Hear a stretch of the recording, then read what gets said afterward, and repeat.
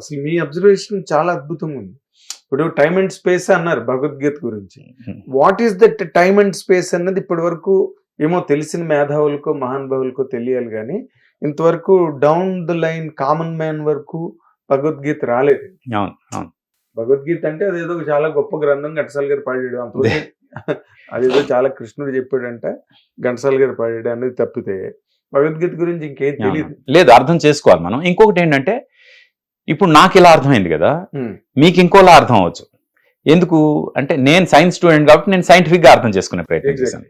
అది మీరు arts student కాబట్టి మీరు ఆర్ట్స్ స్టూడెంట్ గా మీరు అర్థం చేసుకునే విధానం ఏదైతే ఉంటుందో దానిలో కూడా ఒక గొప్ప విషయం ఉంటుంది. అదే దానిలో పరిశోధిస్తే దొరుకుతుంది గొప్ప విషయం ఉంటుంది. అందుకు ఎవరైతే భగవద్గీత వింటారో వాళ్ళ లైఫ్ని అన్వయించుకుని వాళ్ళ పర్సెప్షన్లో భగవద్గీతని ఎప్పుడైతే చూస్తారో అది కంప్లీట్ అవుతుంది వాళ్ళకి. ఇప్పుడు నాకు అర్థమైంది మీకు అర్థం అవ్వాలని రూల్ లేదు, అర్థం అవ్వాల్సిన అవసరం కూడా లేదు. ఇంకోటి అర్థం కావాలి, అది మీ లైఫ్కి అది హెల్ప్ అవ్వాలి. నేను అనేది అది భగవద్గీత అనేది అంత వాస్ట్ బ్రహ్మ పదార్థం, ఎవరికి ఎలా కావాలంటే అలా కనిపించే ఇదే అనమాట అది మహాగ్రంథం. బ్రహ్మ పదార్థమే కరెక్ట్ మాట ఏమోనండి మహాగ్రంథం కన్నా కూడా.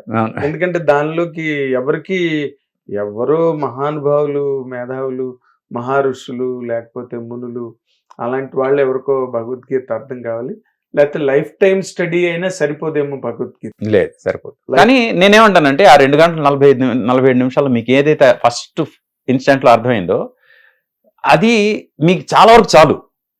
మళ్ళీ ఇంకేదో కావాలి అనుకున్నప్పుడు మళ్ళీ వినండి, అప్పుడు ఇంకేదైనా మీకు హెల్ప్ అవుద్దేమో. కానీ లైఫ్ బిగిన్ చేసే ముందు అంటే ఇప్పుడు స్టడీస్ ఆల్మోస్ట్ అయిపోతున్నాయి, ఇక్కడ నుంచి నా లైఫ్ ఒరిజినల్ లైఫ్ స్టార్ట్ అవుతుంది అనేటప్పుడు మాత్రం ఈ భగవద్గీత చాలా హెల్ప్ చేస్తుంది. ఎందుకంటే it will guide you what to do, what not to do. డెఫినెట్గా అది హెల్ప్ చేస్తుంది. కోడ్ లాగా అంటే ధర్మం చెప్తుంది మనకి, నువ్వు నీ ధర్మం ఏంటి, నీ ధర్మానికి నువ్వేం చేయాలి అని చెప్తుంది. అంటే ప్రతి ఒక్కడికి ఒక ధర్మం ఉంటుంది. ఒక తండ్రికి ఒక ధర్మం ఉంటుంది, కొడుకు ఒక ధర్మం ఉంటుంది, ఒక తల్లికి ఒక ధర్మం ఉంటుంది, అలాగే ఒక ఉద్యోగికి ఒక ధర్మం ఉంటుంది. ఆ ధర్మాన్ని ప్రతి ఒక్కడు అర్థం చేసుకోవాలి, చేసుకుని ఆ ధర్మం బట్టి వాడు ఉండాలి అని చెప్పేదే మన మెయిన్ ఫిలాసఫీ. మన హిందూ ధర్మం తాలూకు ఫిలాసఫీ అది. ఆ చెప్పే ప్రాసెస్లో, ఆ ధర్మం గురించి చెప్పే ప్రాసెస్లో 3 గుణాల గురించి చెప్పాడు ఆయన. సత్వగుణం, రజోగుణం, తమోగుణం. ఈ 3 గుణాల్లో మనం ఏ గుణంలో ఉన్నాము? యూజువల్గా మనం అందరం రజోగుణంలో ఉంటాం. అయితే మనకి ఇప్పుడు ప్రయాణం చేయడానికి 2 మార్గాలు ఉన్నాయి. సత్వగుణం వైపు వెళ్ళాలా, రజోగుణం వైపు వెళ్ళాలా, సత్వగుణం వైపు వెళ్ళాలా, లేకపోతే తమోగుణం వైపు వెళ్ళాలా అని. రజోగుణంలో ఉన్న మనం సత్వగుణం వైపు వెళ్ళాలా, తమోగుణం వైపు వెళ్ళాలా అనే 2 రూట్స్లోని భగవద్గీత వింటే డెఫినెట్గా it will drive you to సత్వగుణం. సత్వగుణం కూడా అల్టిమేట్ కాదు, ఈ త్రిగుణాలకి అతీతంగా ఉండేదే అసలైన మోక్షం అంటారు.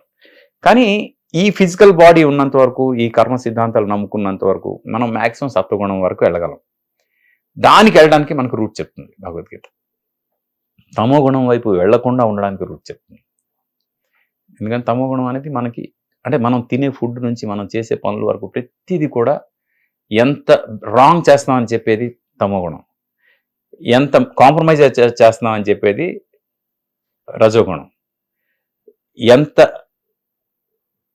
గాడ్ ఫ్రెండ్లీగా చేస్తున్నాం అనేది సత్వగుణం. ఈ 3కి అతీతంగా ఏదైతే మనం చేస్తామో అది కూడా ఏంటి అనేది కూడా చెప్పాడు ఆయన. ఏంటి? కర్మను చేయడం అందే నీకు అధికారం కలదు, కానీ దాని ఫలితం వల్ల లేదు అని. ఎందుకంటే you do your job, don't expect.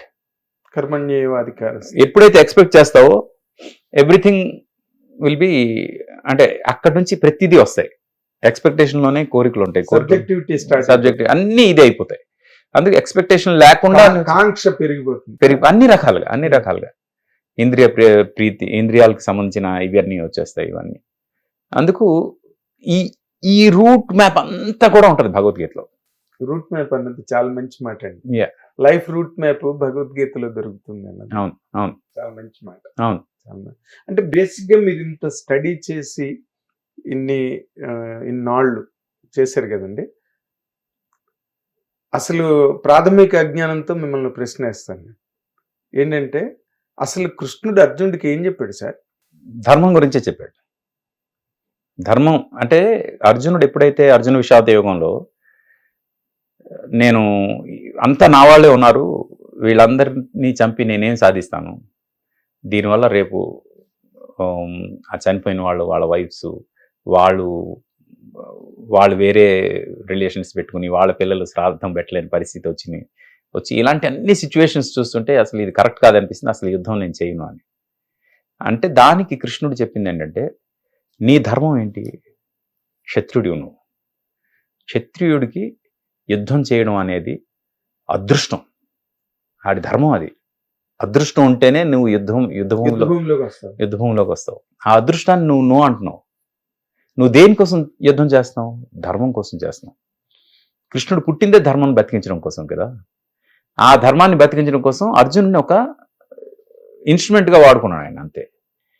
అందుకే భగవద్గీత చెప్పాల్సి వచ్చింది. ఇప్పుడు అధర్మాన్ని ఏదైతే అధర్మాన్ని బేస్ చేసుకుని యుద్ధానికి రెడీ అయిన దుర్యోధనుడు అండ్ కో పార్టీ ఎవరైతే ఉన్నారో, ఇంక్లూడింగ్ భీష్మాచార్యుడు, ద్రోణాచార్యుడు, వాళ్ళు కూడా ఉప్పు తిన్నాం కాబట్టి ఇతనికి మేము లాయల్గా ఉండాలి అని చేశారు తప్పితే they know that they are not in dharma side. ధర్మ వైపు వాళ్ళు లేరని వాళ్ళకి తెలుసు. అయినా వాళ్ళు వాళ్ళ పాయింట్ ఆఫ్ వ్యూలో వాళ్ళ డ్యూటీ వాళ్ళు చేశారు అంతే. కానీ ఇక్కడ అర్జునుడికి ధర్మాన్ని కాపాడే బాధ్యత ఉంది.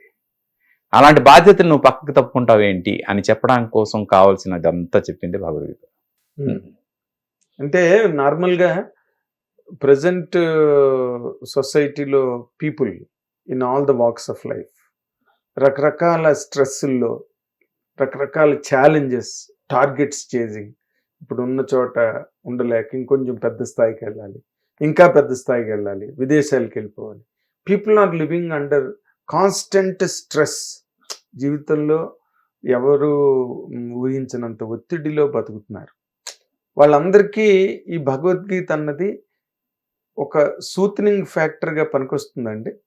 అంటే హౌ దే టేక్ ఇట్ అని దాన్ని బట్టి ఉంటుంది. అంటే కొంతమంది విని వదిలేస్తే మనం ఏం చేయలేం.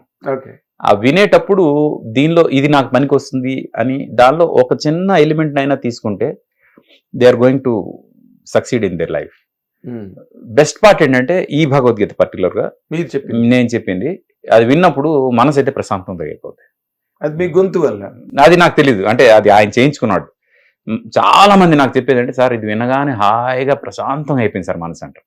ఆ తర్వాత వాళ్ళు దానిలో ఏది తీసుకున్నారు, ఏం పాటిస్తున్నారు పక్కన పెడితే ఒకటైతే నాకు అర్థమైంది సార్, ఏంటంటే వీఆర్ మెటీరియలిస్టిక్ వరల్డ్లో ఉన్నాం మనం. పంచేంద్రియాలు ఏవైతే ఉన్నాయో వీటికి లోబడి ఉన్నాం మనం. ఈ జ్ఞానేంద్రియాల కన్నా జన్నేంద్రియాలు ఎక్కువ ఆపరేట్ అవుతాయి. అన్ని వీటన్నిటికీ లోబడి ఉన్నాయి కాబట్టి మనం వీటికి అతీతంగా ఏదో చెయ్యాలి అని చెప్పే భగవద్గీతని ఎంతవరకు ఫాలో అవుతాం అంటే, ఇప్పుడు ఆయన ఏమన్నాడు, ఒక రాయినైనా బంగారాన్నైనా ఒకేలా చూడగలిగేంత స్థాయికి నువ్వు ఎదగాలి అన్నాడు. అంత స్థాయికి మనం ఎదుగుతామా అంటే కనీసం వెండిని బంగారాన్ని ఒక దృష్టిలో చూసే స్థాయికైనా మనం ఎదగాలి కనీసం. నేను అనేది అంటే ఆ రూట్ మనం తీసుకుంటే, ట్రావెల్ తీసుకుంటే ఒక పాయింట్ వచ్చినప్పుడు డెఫినెట్ గా మనం అవన్నిటినీ ఇది చేసుకోగలిగే పరిస్థితి వస్తుంది. ఓకే, ఇంద్రియాలు అంటే కామాన్ని కంట్రోల్ చేసుకుంటే మొత్తం యూ విన్ ఎవ్రీథింగ్ అని చెప్తాడు.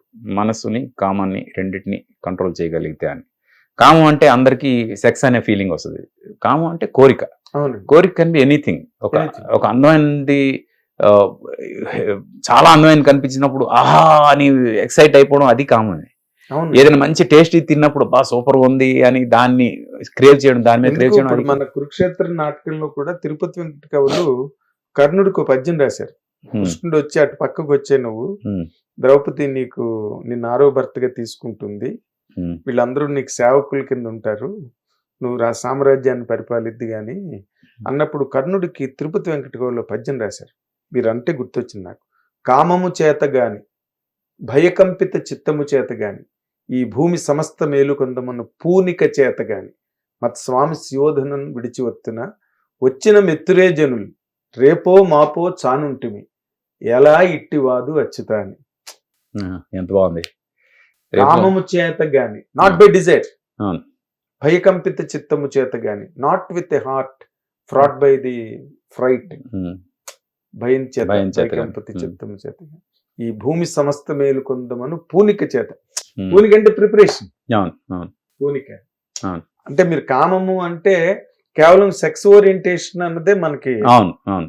లేదు అంటే శాస్త్రం ఈ ఐదు సెన్సెస్ ఏదైతే కోరుకుంటాయో, అది టేస్ట్ అవ్వచ్చు, సౌండ్ అవ్వచ్చు, ఇది అవ్వచ్చు, దేనికైతే మనం మరీ మరీ క్రేవ్ చేస్తున్నామో వాటన్నిటికీ మనం అతీతులం అయిపోతే అప్పుడు మనం we can go to the next level అని అర్థం. ఇంటెలెక్చువల్ గా కదండి, అది. ఇంటెలెక్చువల్ డ్రైవ్ అది డ్రైవ్. యాక్చువల్. అది ఇప్పుడు కర్మ